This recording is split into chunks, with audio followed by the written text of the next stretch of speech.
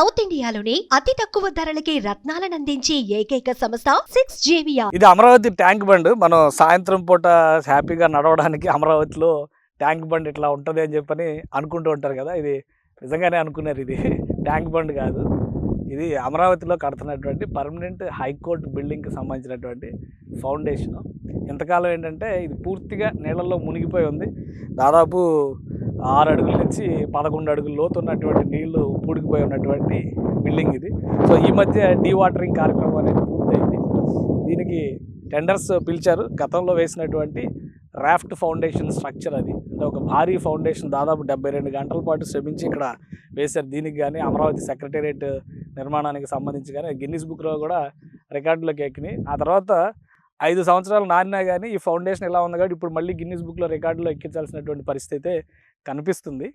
So ఒకసారి దాని దరిదాపులకు వెళ్ళేటువంటి ప్రయత్నం చేద్దాం. ఈ చుట్టూ సరౌండింగ్స్ ఒకసారి చూడండి. ఈ సరౌండింగ్స్ చూస్తే ఏంటంటే అమరావతి అనేటువంటి సిటీకి సంబంధించి అడ్మినిస్ట్రేషన్ బ్లాక్స్, అంటే ఏదైతే గవర్నమెంట్ సిటీ అని చెప్తున్నారో అవన్నీ ఈ దరిదాపుల్లోనే నిర్మాణాలు జరుగుతున్నాయి. ఇప్పుడు ఇది హైకోర్టు పర్మనెంట్ బిల్డింగ్ అయితే దీనికి అటు సైడ్ ఎగ్జాక్ట్గా అక్కడ జెండా కనిపిస్తుంది. ఆ జెండా కనిపిస్తున్నటువంటి ప్లేస్ ప్రజెంట్ హైకోర్టుగా సర్వీస్ చేస్తున్నటువంటి డిస్ట్రిక్ట్ కోర్టు కాంప్లెక్స్ బిల్డింగ్ అది. సో ఈ పర్మనెంట్ హైకోర్టు బిల్డింగ్ రెడీ అయిన తర్వాత డిస్ట్రిక్ట్ కోర్టు కాంప్లెక్స్ కింద, అమరావతి డిస్ట్రిక్ట్ కోర్టు కాంప్లెక్స్ కింద అది మారుస్తారు. ఇందులోకి పర్మనెంట్ హైకోర్టు బిల్డింగ్ వస్తుంది.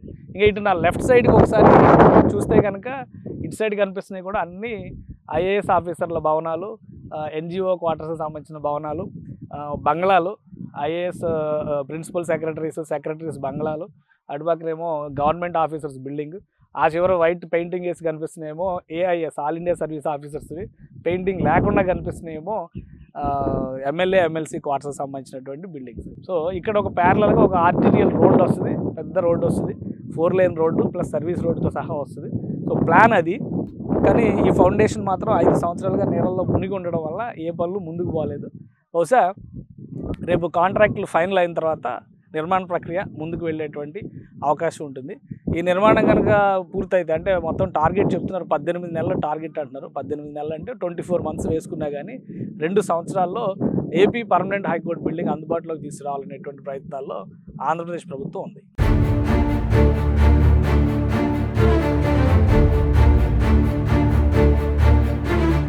ఇది పర్మనెంట్ బిల్డింగ్ కోర్టు కాంప్లెక్స్కి సంబంధించిన బేసిక్ ఫౌండేషన్. ఎందుకంటే ఇది ఒక 2019లో గవర్నమెంట్ ఎలక్షన్స్ ముందర వేసినాడు, ఒక 2 నెలలు 3 నెలల ముందర వేసినటువంటి ఫౌండేషన్ ఇది.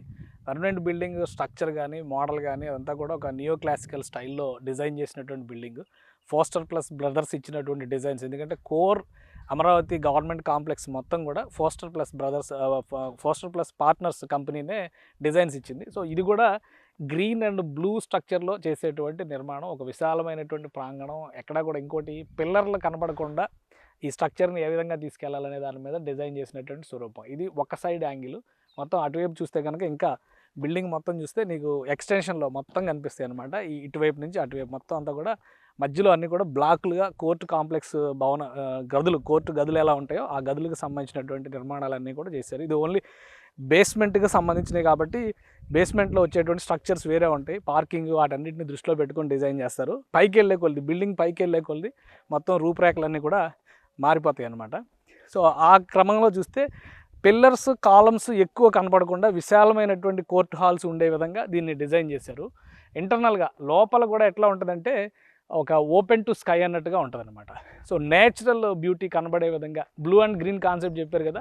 చుట్టూనేమో నీళ్లకు సంబంధించినటువంటి చిన్న చిన్న సెలయేర్లు, పిల్ల కాలువలు లాంటివి కనిపిస్తాయి. అలానే ఇంటర్నల్గా లోపల ఇప్పుడు ప్రజెంట్ హైకోర్టు బిల్డింగ్లో కూడా లోపల చూస్తే ఫుల్ గ్రీనరీ ఉంటుంది. సో న్యాచురల్ మొక్కలు కనబడేలాగా, న్యాచురల్ ప్లాంటేషన్స్ ఉండేలాగా దీన్ని కూడా డిజైన్ చేశారు. సో మొత్తం కంప్లీట్ అయి ఉంటే వేరేగా ఉండేది. సో ఫౌండేషన్స్ వేసిన తర్వాత ఆగిపోయింది. 5 ఏళ్ల పాటు ఇవి నీళ్ళల్లో నాన్నాయి, ఫైనల్గా ఇప్పుడు తేలినాయి. సో కాంట్రాక్టులు ఫైనల్ చేసిన తర్వాత మళ్ళీ పనులు ముందుకు సాగేటువంటి అవకాశం ఉంటుంది.